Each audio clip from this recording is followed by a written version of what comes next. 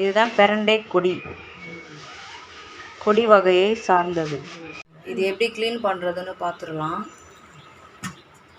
இது செய்கிறதுக்கு முன்னாடி கையில் எண்ணெய் தடவிக்கோங்க, இல்லைன்னா கை நமிக்கும். அப்படி இல்லைன்னா கையில் க்ளவுஸ் போட்டுக்கலாம். இல்லை ஏதாவது ஒரு மெத்தடில் நீங்கள் இதை க்ளீன் பண்ணுங்கள்.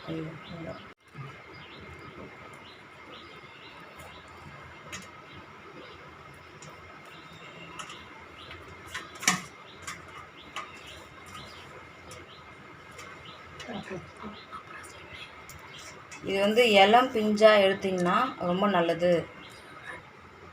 இது அந்த உரிச்சு க்ளீன் பண்ணது இப்படி தான் இருக்கும்.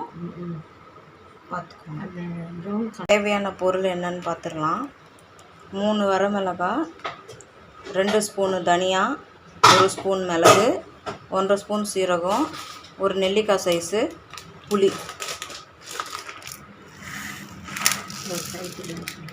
1 கைப்பிடி உளுந்து சேர்த்துக்கலாம். இந்த துவையலுக்கு உளுந்து தான் மெயினானது.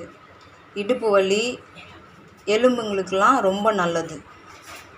கால் வலி, கை வலி, முட்டி வலி எல்லாத்துக்குமே இந்த மாதிரி துவையல் செஞ்சு சாப்பிட்டிங்கன்னா அந்த வலியெல்லாம் காணாமல் போயிடும். சூப்பராக இருக்கும், உடம்பு நல்லா ஆக்டிவாக இருக்கும்.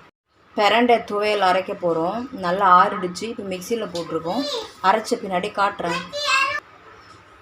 பிரண்டை துவையல் அரைச்சாச்சு. வாங்க இப்போ தாளிச்சிடலாம். நல்லெண்ணெய் ஊற்றிக்கலாம். கடுகு கொஞ்சம் போட்டுக்கலாம். கடுகு பொரிஞ்ச பின்னாடி கருவேப்பிலை கொஞ்சம் போட்டுக்கலாம். அரைச்சி வச்ச பிரண்டை துவையலை இதில் சேர்த்துக்கலாம். சேர்த்து நல்லா கிளறி விட்டுக்கலாம். ஃபுல்லாக வதக்கி விட்டுக்கலாம்.